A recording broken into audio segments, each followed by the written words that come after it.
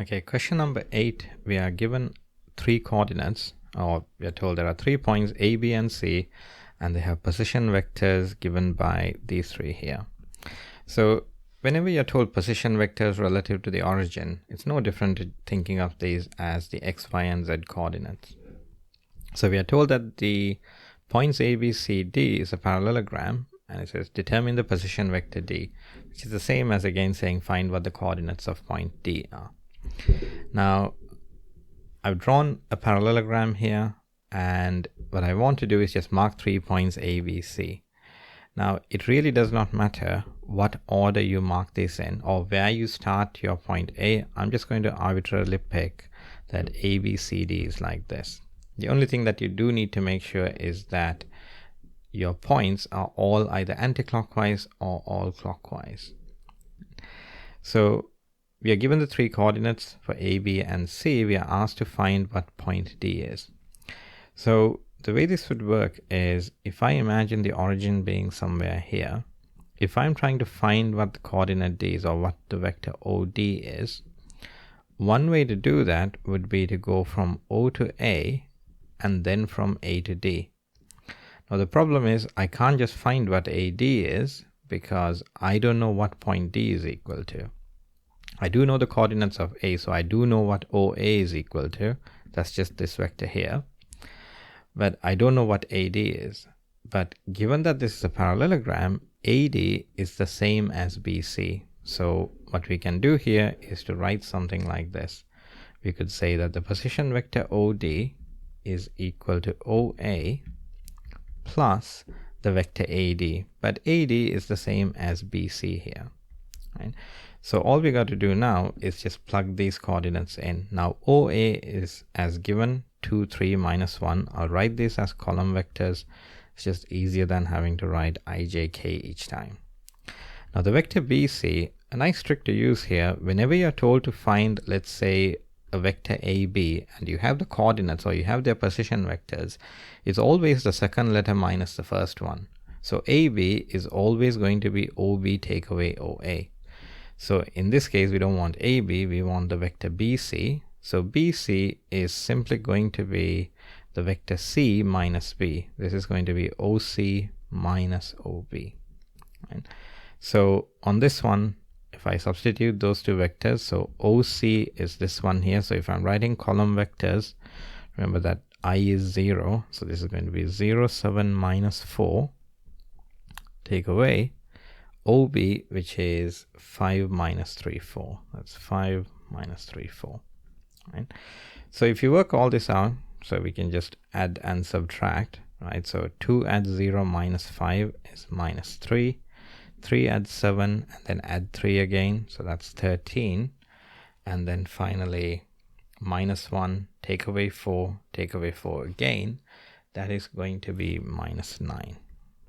Right? So which means we can say that the vector OD, so if I do put this back into IJK form, is going to be minus 3i plus 13j minus 9k. Right? So part A is just to find that position vector D.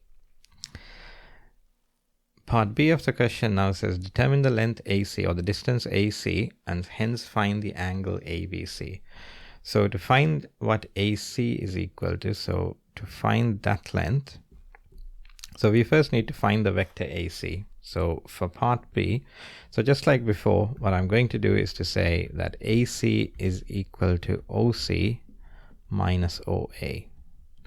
And then again, plugging these numbers in. So OC was equal to 0, 7, minus 4. So this is 0, 7, minus 4. Take away OA was 2, 3, minus 1.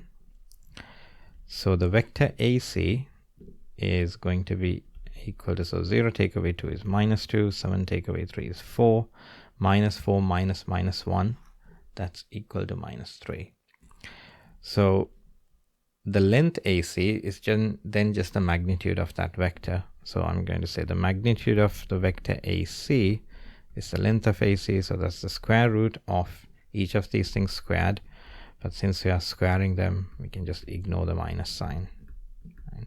So plug all this into a calculator and this should give you root 29. So in this case, what we've then worked out is that the length of AC is square root of 29. So it says determine the length AC or the distance AC and hence calculate the angle ABC. So we are asked to find what that angle is. So to find that angle, we know that length. So we will also need the length of AB and the length of BC. And the length of AB and BC you work out in exactly the same way as we worked out the length of AC. We first find the vector AB and then the vector BC and then their magnitudes. So to find AB, I'm going to have to,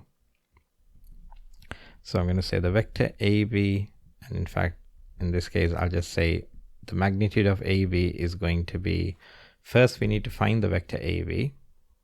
In fact, to do what, we'll just find the vector first. So we want B take away A. So that's going to be 5 minus 3, 4. So that was the vector OB. Take away 2, 3 minus 1.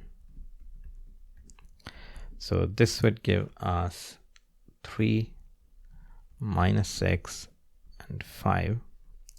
So what this means is that the magnitude of AB, so again, plug this into a calculator, square root of 3 squared plus 6 squared plus 5 squared, and that gives me square root of 70. Right? Now you need to do exactly the same thing to find the other side. So what we found now is that this length, so this length here is equal to square root of 70. So we need to do the same thing to find the length BC as well. I'm going to skip some of the working here just in the interest of time. Okay, so you first need to find the vector BC. So substitute the vector for OB minus OC, sorry, vector C minus V.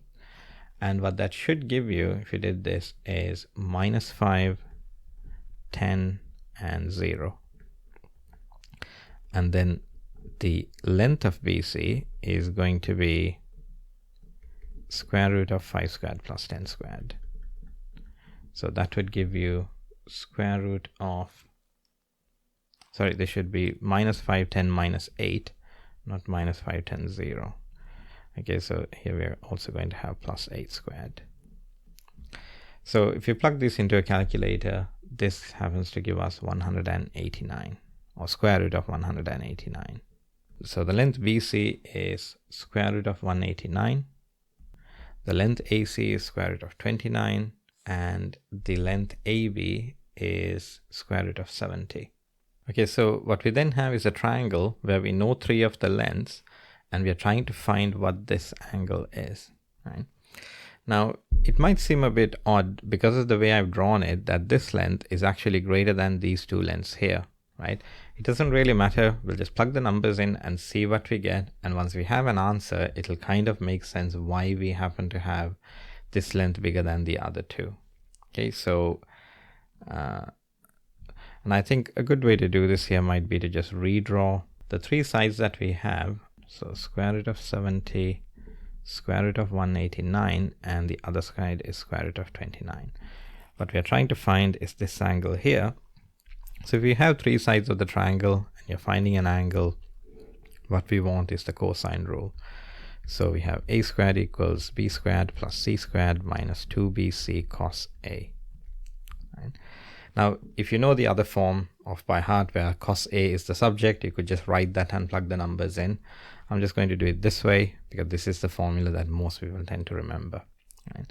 So our a squared is going to be that side squared. So that's going to be 29 is equal to, now a squared and the b squared and c squared, you can pick any of these 2 numbers here. So when I square it, I'm going to have 189 plus 70 minus 2 root 189 root 70 times cos a.